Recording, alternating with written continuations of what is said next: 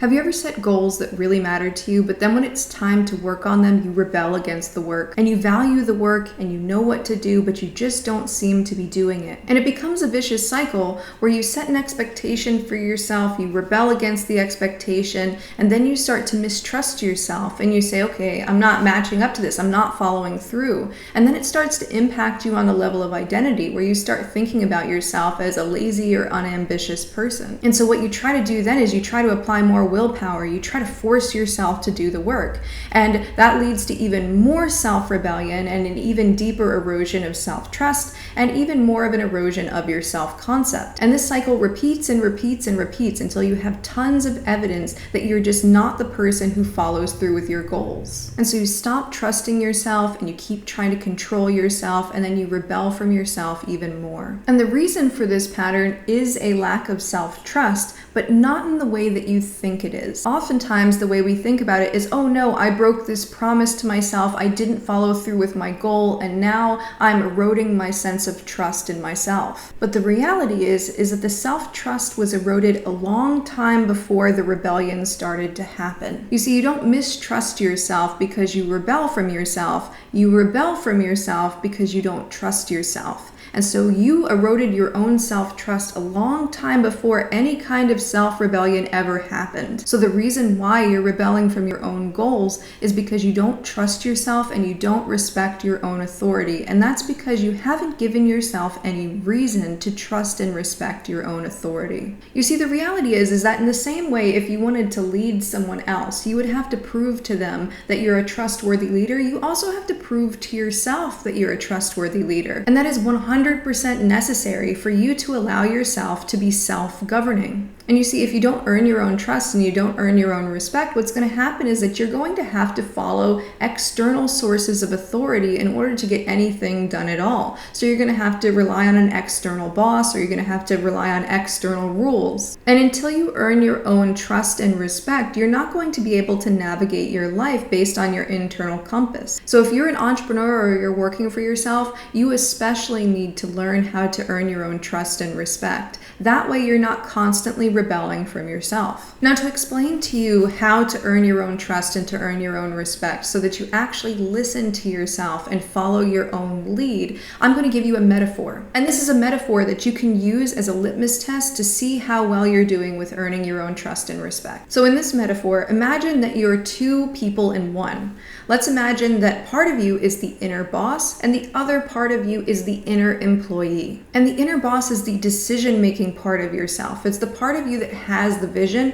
and that is strategic, that says, okay, here is where I want to get to. It is your executive function. And then the part of you that follows the lead of the inner boss, that actually does the thing that the inner boss mandates, is the inner employee. So it's the arms and legs of the operation where it's doing all of the legwork. So to give an example, let's say that you want to start your own business. What's going to happen is that your inner boss is going to come up with a plan, is going to come up with a vision of what that's going to look like, and then your inner employee is going to action upon the action steps that the inner boss gives to them. And so if your inner employee trusts the leadership of the inner boss, whenever the inner boss gives the inner employee tasks, the inner employee will actually do those tasks. But if the inner employee doesn't trust the inner boss and doesn't respect the inner boss's authority, what's going to happen is that when the inner boss gives the inner employee tasks, the inner employee is going to be like, nope, I'm not doing that. And that's exactly what's happening when you're rebelling from yourself,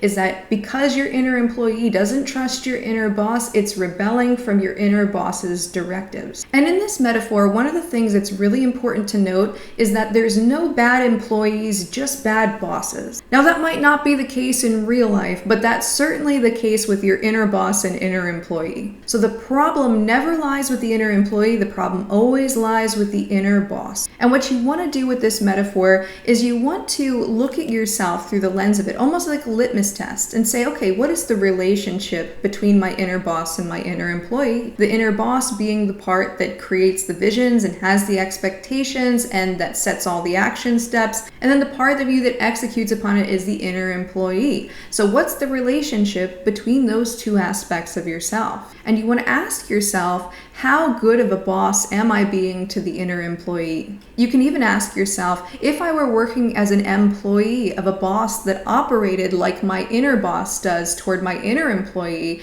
how long would it take before I quit that job? And so if we think about the inner boss in relation to an external boss, we can think about what makes a good external boss and what makes a bad external boss. And so if we use this metaphor, we can see that the things that would make a bad boss in the external world is also something that can make us a bad boss in the internal world. And if you are working for a bad external boss, you probably wouldn't trust or respect them. And so if you're operating like that bad boss towards yourself, then you're also not going to trust and respect yourself. And you're going to rebel a ton if your inner boss is a bad boss. Now, if all of this is resonating so far and you want to learn more about how to overcome procrastination, self-sabotage, and self-rebellion, I highly recommend checking out my free webinar, 3 Shadow Work Secrets to Get Out of Your Own Way and Reach Your Full Potential Without Having to Fight Yourself. And the link is down below in the description box. So here are some things that you might be doing that might be eroding the trust that your inner employee has to your inner boss. One is that your inner boss doesn't know what it wants. So you're very disconnected from your own sense of sovereignty because you can't really answer, oh, I want this thing and I'm going to create a vision towards this outcome. What this does is causes the inner employee to go like, okay, why would I follow this boss? This boss doesn't even know what they want. They aren't being the executive function. It's similar to if you worked for, let's say, a CEO who had no vision for their company and they were just like, I don't know what we're doing, then you wouldn't trust or respect that CEO's power and you wouldn't follow their lead. Or along similar lines, let's say that your inner boss knows what it wants, but it's vague about the expectations of any given action step. It's like, okay, I know I want to bring this to fruition,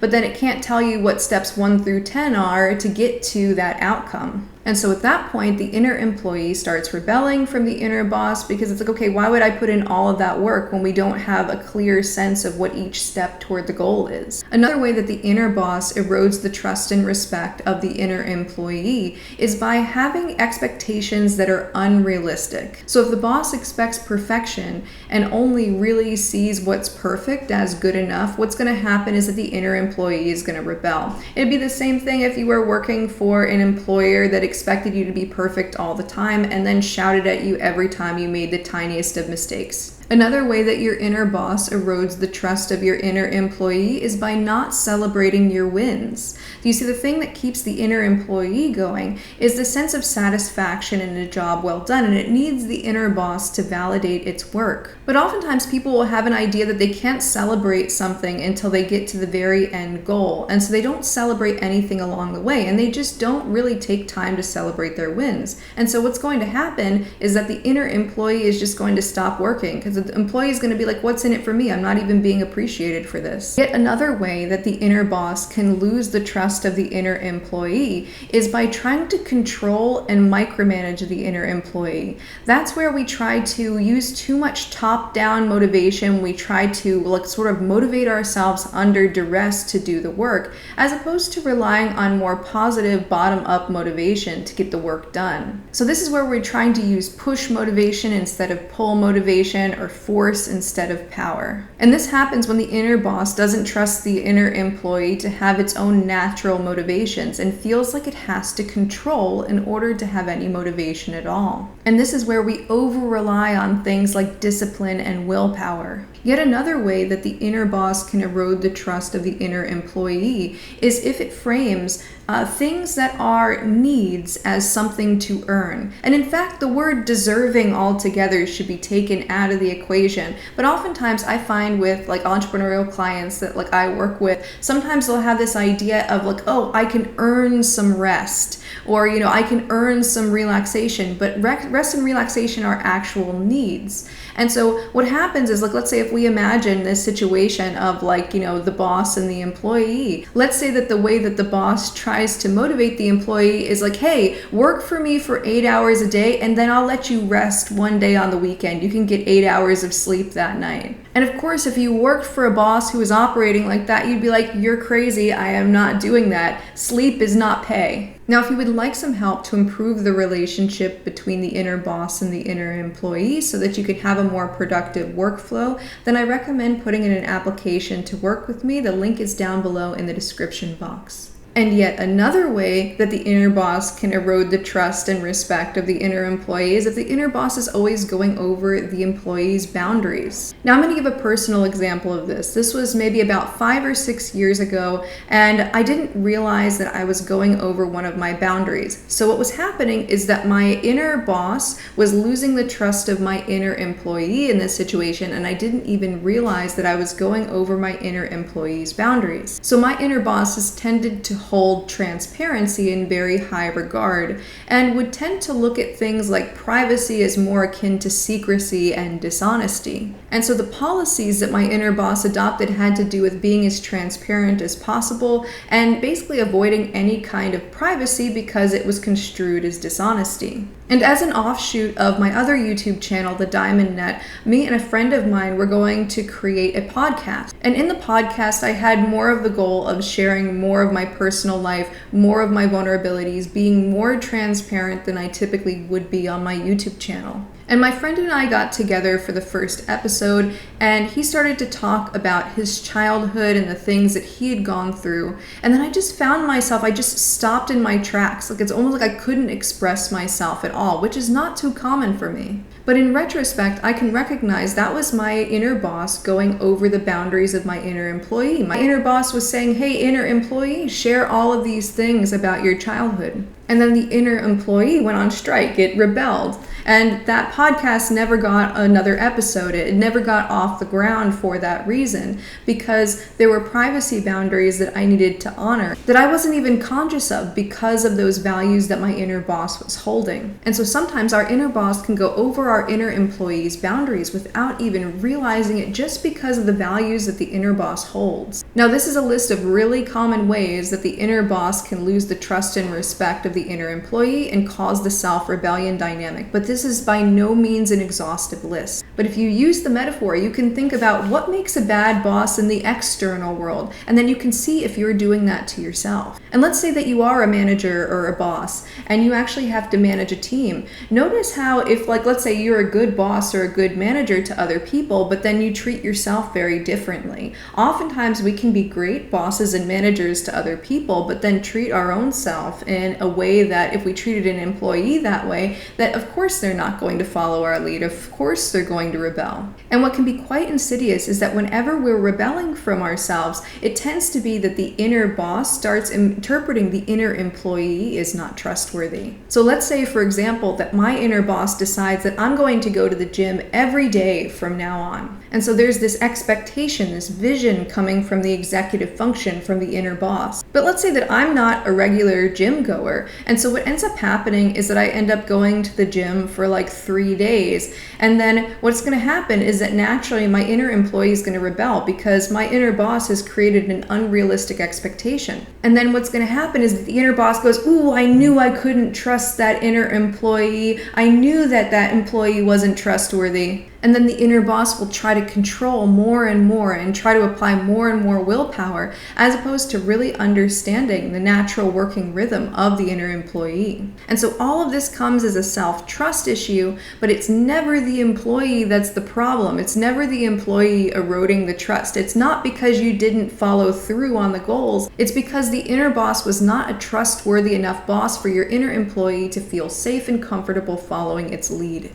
All right, so here is a list of things that your inner boss can do in order to earn the trust and respect of your inner employee. So the very first thing you do, and the most important thing, is to know what it is that you want, and to know what it is that you want in the positive direction. Oftentimes we can know what we don't want and we try to move away from what we don't want, but that's not the same thing as knowing what we do want. And so part of this is knowing how we want to feel and what actually makes us feel good, and creating a very clear vision of what that end goal looks like. Keep in mind that the boss or the CEO of the company is going to have a really clear vision for the company, and is going to have to be operating off of their internal compass to be a good boss. So the first thing that the inner boss can do is to know what it wants and get a really clear vision of what it wants in the long run. The second thing that the inner boss can do to regain the trust of the inner employee is to set clear, realistic expectations. So again, if the inner boss knows they're trying to get to point B off in the future,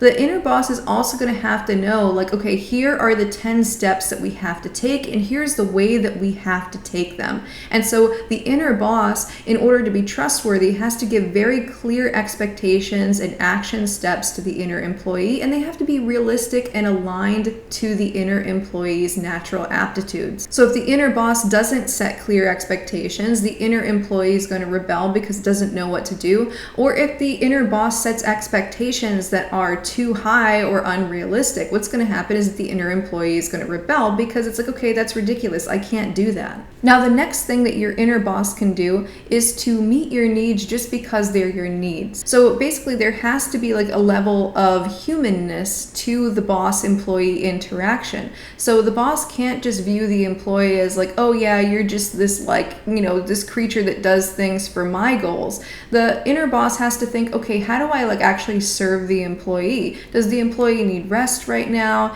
Is the employee being well nourished? And look, it's basically like taking care of yourself on that very human level. Otherwise, what's going to happen is that the inner employee is going to feel used and is not going to feel valued and is going to rebel from the inner boss's goals. And you especially don't want to think about any of your needs as something that the inner employee has to earn through work.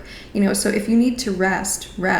If you need to take a day, just to recoup yourself, take that day. And we can end up developing a really negative relationship with work if we feel like we have to earn rest. It's a little bit like, if somebody's on like a really restrictive diet and they feel like they have to earn food through dieting. The next thing that the inner boss can do to earn the respect and trust of the inner employee is to attune to your own natural rhythms. So instead of having this top-down idea of like, oh, I have to motivate myself this way, or I have to be super disciplined, I have to use willpower, instead it's tuning into your needs, your boundaries, your wants, your energy levels day by day, noticing when motivation comes naturally and noticing other times when you're feeling resistance, and then working with that resistance to motivate yourself as opposed to fighting against it. And so a really good boss knows what to expect of the employee and when to expect it and when not to expect it. And it does that through attuning to the inner employee. And along these same lines, another thing that you can do is to avoid trying to control yourself with duress from the top down and instead allowing your natural bottom-up motivation to come forward.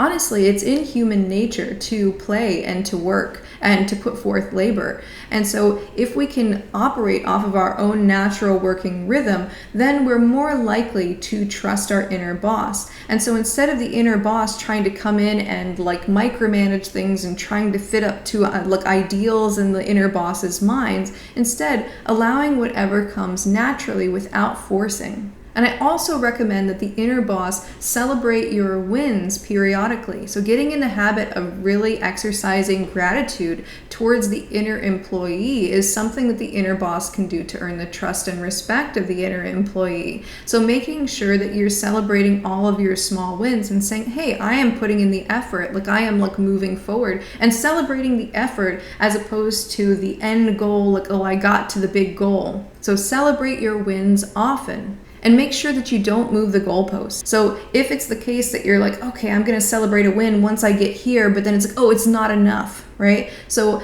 basically you have to draw a line in the sand and say this was a win, and being able to fully celebrate it without saying like, okay, well, it was 99%, but why not 100? Now, another way that your inner boss can earn the respect of your inner employee is by getting rid of willpower as a main source of motivation. And if you want to learn how to do that, I recommend you click this video right here.